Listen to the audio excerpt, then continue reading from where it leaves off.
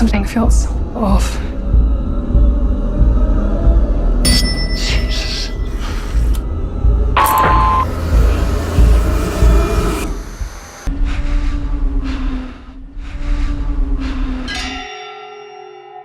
Okay, so Damian McCarthy made Oddity in 2024. And if you saw Oddity, you know. This guy has a thing for putting deeply uncomfortable people in deeply uncomfortable spaces and just watching what breaks first. And then he made Hokum. Same energy, different room. Literally, it's one inn, one haunted suite, one very miserable man. Here's what actually happens in this movie. A horror writer named Bauman, and yes, that name is doing a lot of work, travels to a remote inn in Ireland to scatter his parents' ashes. That's it. That's the whole plan. Scatter the ashes, go home, keep being miserable. Except the inn has this abandoned honeymoon suite that's supposedly haunted by a witch, and there's a woman who goes missing, and there's some guy living in a van outside eating mushroom milk who clearly knows more than he's saying. And because he is exactly the kind of person who would do this, decides to investigate. And the further he goes in, the more the inn starts giving him things back. Not just scares. Memories, visions, pieces of a past he has clearly spent a very long time not looking at. Because it turns out Bauman, celebrated horror writer, lover of dark endings, guy who professionally traffics in other people's worst fears, accidentally shot his own mother when he was a child. And the haunting knew that before he did. And that man is Bauman, horror writer, famous enough to have fans, miserable enough to hate all of them.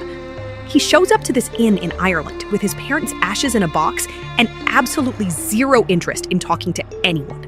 His whole plan is scatter the ashes, leave, go back to being the guy who writes dark endings for a living. Except the inn has other plans. There's an abandoned honeymoon suite on the property that nobody will go near. There's a woman who checks in and then just disappears. And there's some guy living in a van outside, surviving on mushroom milk, who clearly knows exactly what's in that suite and is not going to tell you. And because of course he does, decides to go in anyway. And the moment he steps inside, the inn stops being a place and starts being a mirror.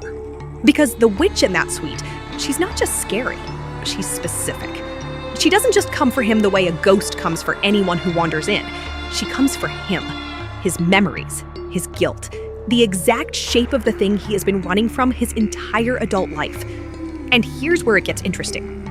Starts finding traces of the missing woman, clues, little breadcrumbs that pull him deeper into the suite, deeper into the folklore, deeper into this puzzle the inn has basically built around him. And it starts to feel less like a haunting and more like a trial.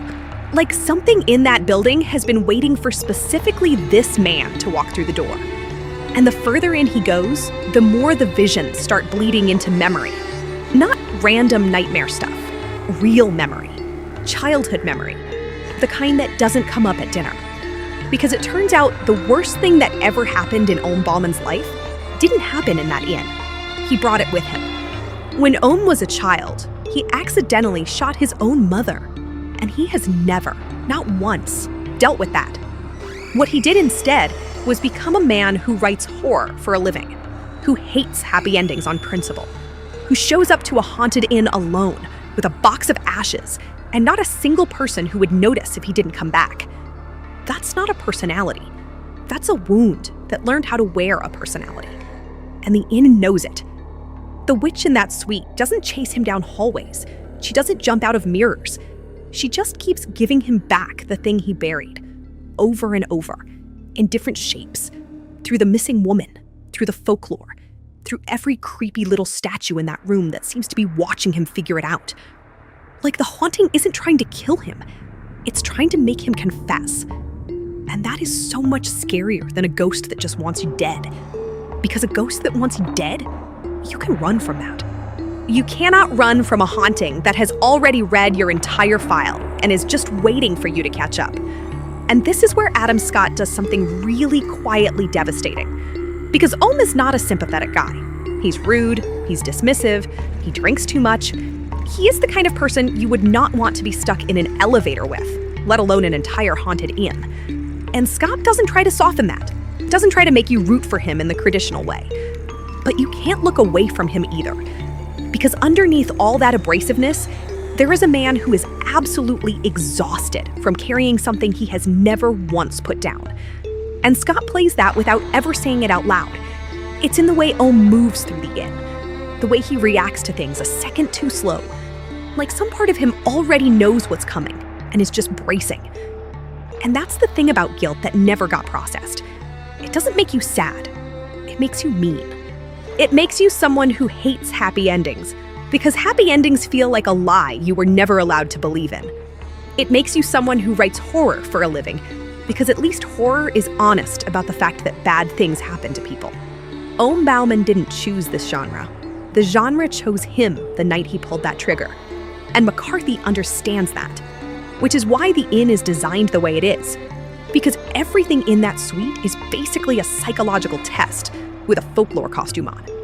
The statues that watch you, the clock puzzle, the dark crevices you have to reach into without knowing what's inside. Every single element is asking the same question in a different way. How much are you willing to confront before you break? And Ohm keeps going. That's the part that gets me. A normal person leaves. A normal person sees one thing in that suite and is back in their car in 4 minutes. But Ohm stays. And I don't think it's because he's brave. I think it's because on some level, this is the first time in his entire life that his outside environment has matched his inside environment. The inn is as dark and broken and haunted as he is. And there is something almost like relief in that. Like he finally found a place that makes sense to him, which is maybe the saddest thing in the whole film. That a man finds more comfort in a witch-haunted hotel room than he ever did in the real world. That the haunting feels more honest to him than his own life. That's not a horror movie. That's a portrait of a man who never healed. And McCarthy keeps tightening the screws in this really specific way, because the missing woman isn't just a plot device. She's a parallel. She came to the inn carrying something too, and the way her disappearance unfolds, the way Ohm pieces it together, it starts to feel like the inn collects people like him. People with unfinished business. People who have something buried so deep, they forgot it was even there. Like the witch isn't haunting the suite, she's curating it. And that reframe is what elevates this above your standard haunted hotel movie. Because now the question isn't, will Ohm survive? The question is, what does surviving even look like for a man like this? If he gets out of that suite without confronting what he did he actually escape anything? Or did he just go back to the life that was already haunting him before the witch showed up? The inn is almost doing him a favor, as messed up as that sounds. Because the horror outside that suite, the career, the drinking, the deliberate isolation, the pathological need to make sure nothing in his stories ever ends well, that was already a haunting. Just a quieter one. One that doesn't show up in a folklore legend. One that doesn't have a name. The witch at least gave it a name. And this is where I want to talk about something that nobody in the review space is really sitting with. Because every critic is comparing this to The Shining. And look, yes, alcoholic writer, isolated hotel, supernatural unraveling. The DNA is there, and McCarthy is not hiding it. But The Shining is about a man who gets consumed. Jack Torrance goes in and the hotel wins, full stop.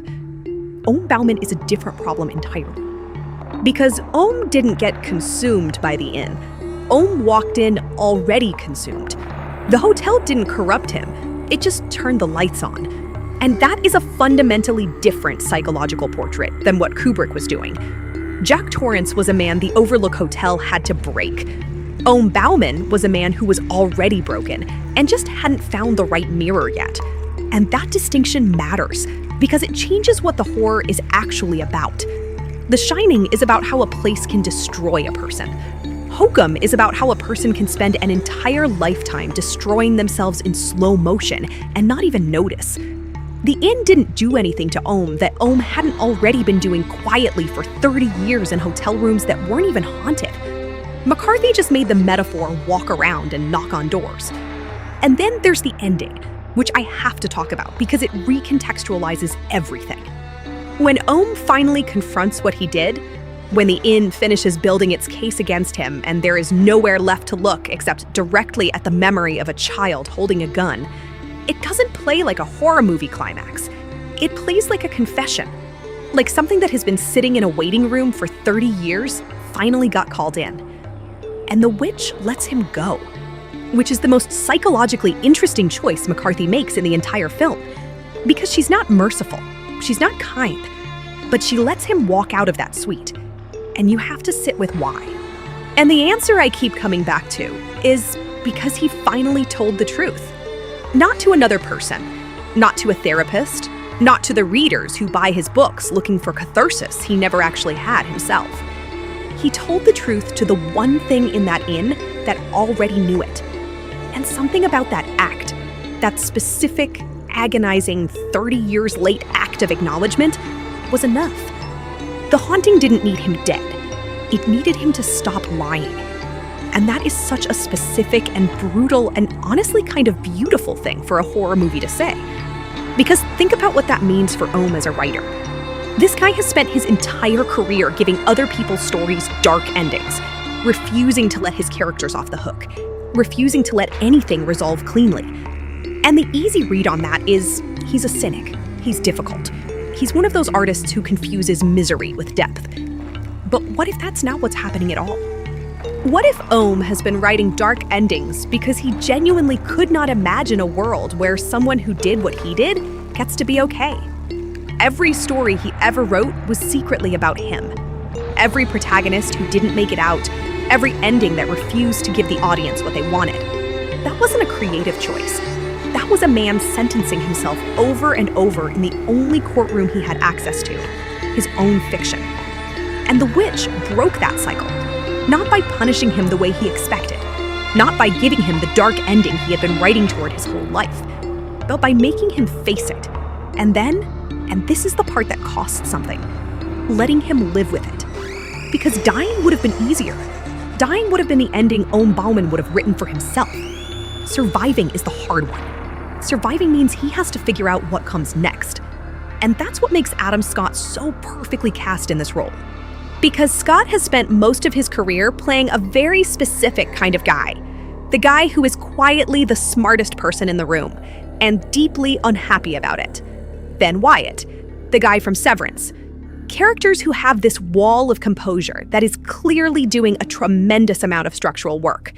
And Ohm is that guy with the composure finally failing. You can see it happening in real time, scene by scene. The wall doesn't come down all at once. It doesn't dramatically crumble in one big moment. It just develops these hairline fractures. A hesitation here, a reaction he can't quite control there. A moment where he reaches into the dark, and you can see on his face that he is not afraid of what's in there. He's afraid of what's in him. And Scott plays that without a single line of dialogue explaining it, which is the only way it could work, because Ohm is not a man who explains himself.